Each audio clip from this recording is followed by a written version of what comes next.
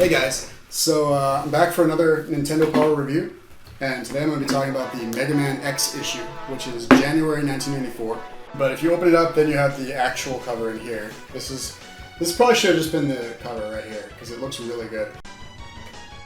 Now let's see what year we're at now. We're at, January 1994.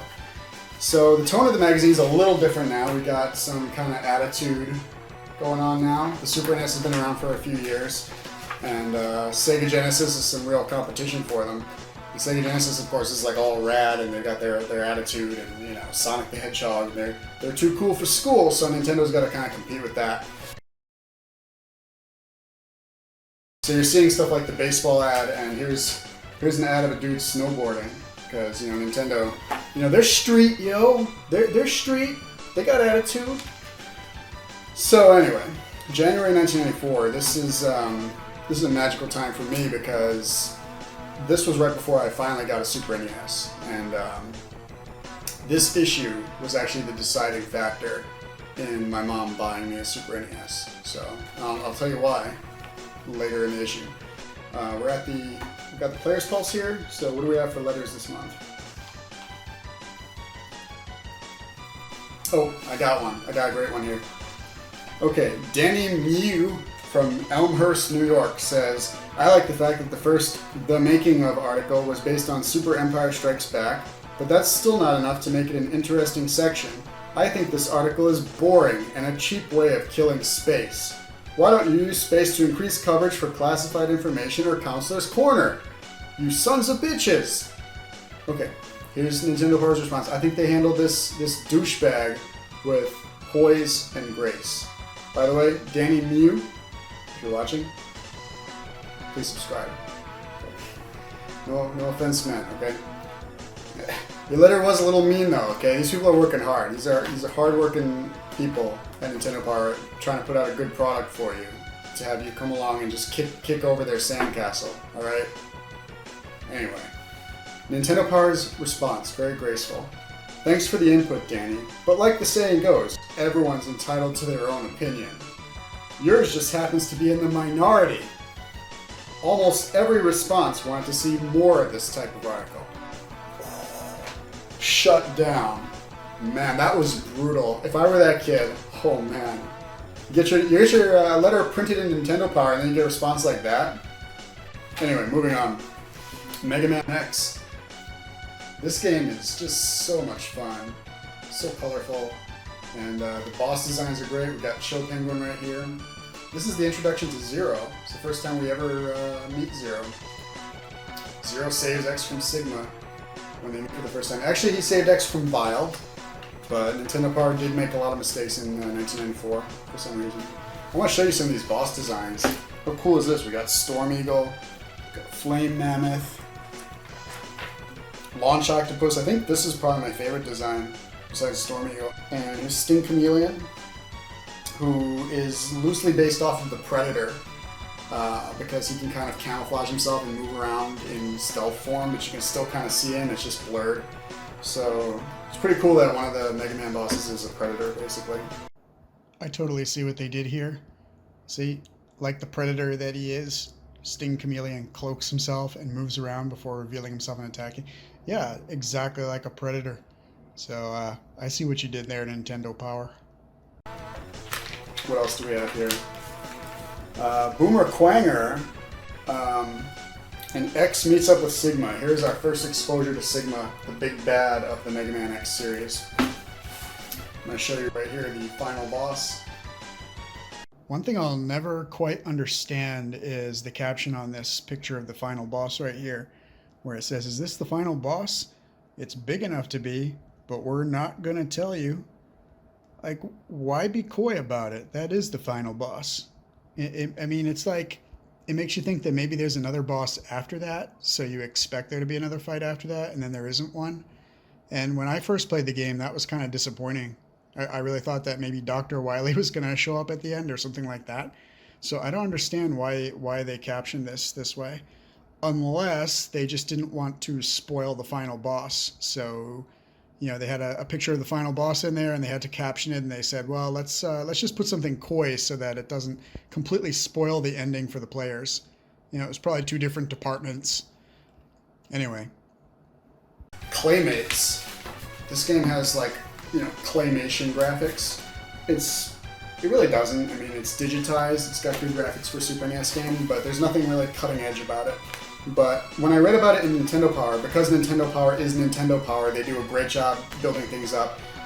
Reading about Claymates, I thought that this game was a work of genius and that it was all claymation and that, you know, I don't know. Nintendo Power really did a great job building it up. So I almost convinced my mom to buy this game for me, Claymates. And I'm glad I didn't, because I've never played it, but I think it's probably a really average game from the looks of it. So definitely wouldn't have been worth buying at a time when I only got a game like every 3-4 months, you know. Which, by the way, I don't have any problem with that at all. I think when you're a kid and you can only get games once in a while like that, it really does make you appreciate each game you get. And I think that helps you kind of forge memories and enjoy them more. So I actually appreciate not being able to have everything that I want. You know, it's good for you, I think. But that's just a side note. Soldiers of Fortune. Got some very grotesque looking gentlemen here, like this Frankenstein Nazi guy right there. Okay, Bugs Bunny Rabbit Rampage is the poster this month. Moving on. Teenage Mutant Ninja Turtles Tournament Fighters. Turtles fight with honor. And then the shark dude is like, yeah, so what? I don't. That's actually a really good response. Cyber Shredder. Look at this dude throwing an uppercut at the air. He's got like lightning coming off him. Very cool. Now this is completely ridiculous. It's the top 20 soundtracks on the Super NES. And look at this. Look at this. Do you see anything in particular that's missing? Oh, by the way, absolutely love this screenshot of Alien 3. That screenshot single-handedly made me want to play Alien 3. But unfortunately, the game is not very good, so I couldn't really get into it. But yeah, amazing screenshot. I think that's the final boss. Not sure. Love the art direction. But anyway, look at this. Look at this list, okay? Greatest soundtracks on the Super NES. What is missing? What is missing from this list? Especially considering the time period that this issue came out, which is January 1994. What had just come out in 1993, not long before this, for the Super NES, that had one of the greatest soundtracks on the system of all time, really. One of the greatest game soundtracks ever, but especially on the Super NES. That's right, I'm talking about Secret of Mana. Secret of Mana. And they just completely left it off this list. Like, you can't tell me that Secret of Mana shouldn't have been in the top 20 for SNES soundtracks. Like, you can't tell me that. A lot of people would argue, myself included, that it should have been number 1. Number 1. I mean, Legend of Zelda: A Link to the Past had a great soundtrack. So, I mean, maybe number 2. Maybe number 2. But really? Really? All of these have a better soundtrack than Secret of Mana? Are you kidding me? Are you kidding me? Really? Really? Pluck. Pluck has a better soundtrack than Secret of Mana. Clay Fighter. Clay Fighter has a better soundtrack than Secret of Mana. Alright, Star Fox is pretty good. But, I mean, come on. Come on. Come on. There's no way the Secret of Mana should not be in this top 20. And I'm going to admit it, I am rustled right now. My jimmies are rustled at the lack of Secret of Mana in this top 20 soundtracks list. Like, what were they thinking? What were they thinking when they made this list? All right, you know what? I'm going to let it go. Whatever. Moving on. Classified information teaches us how to play as the same wrestler in 2-player mode of WWF Royal Rumble. Doors closing. Irving Park is next. Doors open on the left at Irving Park. Metroid teaches you how to reset the game without getting up. Okay, the Mario comic strip is now Mario vs. Wario, which I think is really cool because Wario is such a funny character. And in this episode, they are trying to get a Samus doll for the princess because Wario wants to impress the princess, but so does Mario. So they've got this rivalry going over who can win her favor. Anyway, they both have the bright idea to get her the Samus doll, and then they go through all kinds of hilariously wacky misadventures trying to find the doll. And then they try to play a prank on each other, and it all just backfires spectacularly. As you can see, the princess is, you know... Oh, but guess who swoops in and saves the day at the end? Luigi. That's right, Luigi swoops in and buys the Samus doll and one-ups, haha, no pun intended, both Mario and Wario. And that's how Luigi got laid for the first time.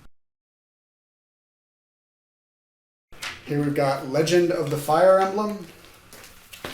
I'm going to get closer here. Legend of the Fire Emblem is, I believe, the first Fire Emblem game ever. Which, of course, now it's a huge series. It has like 10 games. Everyone loves it. But at this point in time, it was, you know, pretty unheard of. Pachinko. Pachinko for the NES. Also known as all of Konami's games in 2017 and onward. Great job, Konami. Really. Okay, now, this is so weird. Okay, Mother. Mother for the NES. May 1989. The game that would later be known as Earthbound here. Super Mother, the eagerly awaited sequel, is coming soon. And that's the game that would later be known as Earthbound. Hello to Earthbound. Sitting right next to Ray Charles. So, it's a good place to be, I think. We've also got Dragon Balls 2. Right there. They don't know that the Z is actually a separate letter. We also have Dragon Warrior 5 for the NES, or no, the Super NES. Final Fantasy 2, 3, and 5. 3 Final Fantasy games that did not get released in the United States for a very long time. And it's pretty cool that they're actually talking about these Japanese games that never saw the light of day here. You know, this is very rare to see this kind of thing back then. So now we've got the members special. You squint really hard at this picture and an image will kind of pop out of it. And I think the one for this is Mario, but I don't really remember. The top titles of 1993. Amazing year. We got Mortal Kombat 1 this year. We got the original Star Fox. Street Fighter 2 Turbo. Mortal Effin' Kombat. First game in the series. Fantastic. Lots of fun. The Game Boy and the Nintendo, the NES were both still kicking it. The NES was actually nearing the end of its lifespan. I think it got like a couple more games after this, but it never stopped being awesome. We've got some very pretty young women in this shot. I just wanted to point that out. And finally, we come to the section of the magazine that prompted my getting of a Super Nintendo. This is the moment that I went, oh my god, I need a Super NES. Mom, check this out. Look what we got here. My mom looks at it. Oh my god, we need to get a Super NES. This was the moment that did it. You see, Metroid 2 on the Game Boy was the second video game I ever owned. First was Kirby's Dream Land, then Metroid 2, then Super Mario Land 2.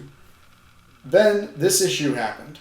Okay, I had 3 games to my name at that point. Out of those 3, the one that I liked the most, by far, was Metroid 2. I adored Metroid 2. And then I got this issue, and I saw this. Super Metroid, everybody. One of the greatest games of all time.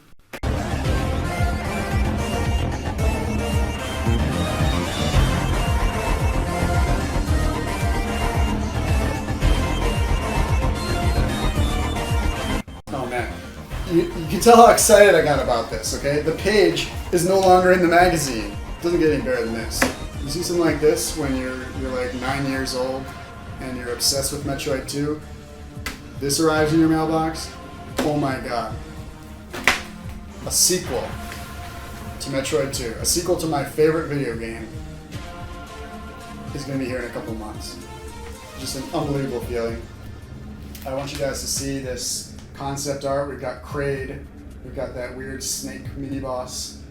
Just, wow. We've got the Shozo statue right here. We've got a Metroid. I mean, we've got a bunch of screenshots here. Whew. Man, this brings back memories right here. And this was going to be the biggest game of all time. NBA Jam. Wow. Cutting edge basketball arcade action from 1994 right there. You play on teams of 2, but it's awesome nonetheless. And man, as if I wasn't excited enough, we get the announcement of Wario Land for the Game Boy, a system that I actually owned at this point. So you got this cool Bull mini boss, you got this Koopa mini boss. Oh man, fantastic game, so much fun. And moving on, we got Battletoads and Double Dragon, the Ultimate Team, with some very roided out bosses. Take a look at these guys. Oh my god. We've also got Batman the Animated Series. I never really watched Batman the Animated Series, but everyone tells me how great it is. So It's great. see, everybody tells me it's an amazing show. It's got Catwoman and it's got Poison Ivy. Both of them looking quite fit. Poison Ivy here, just quick side note. My girlfriend a few years ago dressed up as Poison Ivy for Halloween. Tetris 2, of all the things that you could make, I don't think this is necessary. You know, Tetris 1 is basically a perfect game. Why do you need to make a Tetris 2?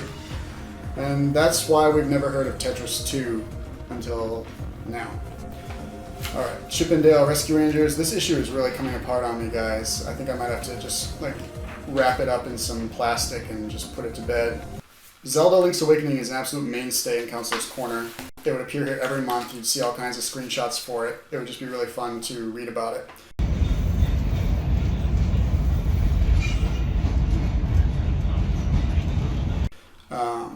Mortal Kombat, top of the Super NES charts with 34,000 votes, absolute record from the issues I've looked at so far in this series.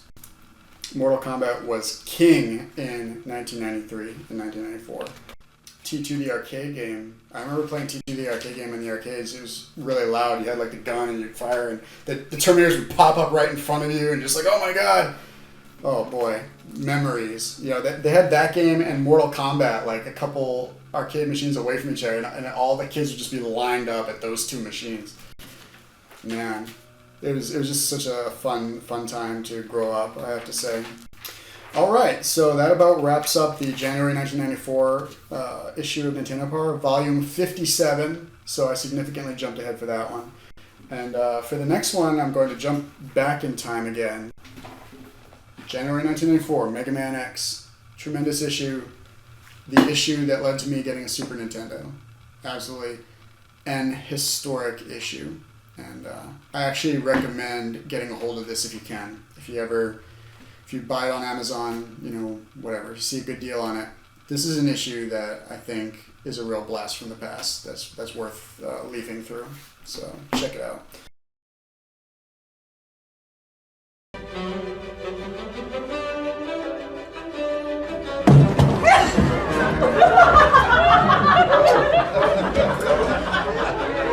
If I was a boxer, I would bounce those things like Sugar Ray Leonard. I'm sorry.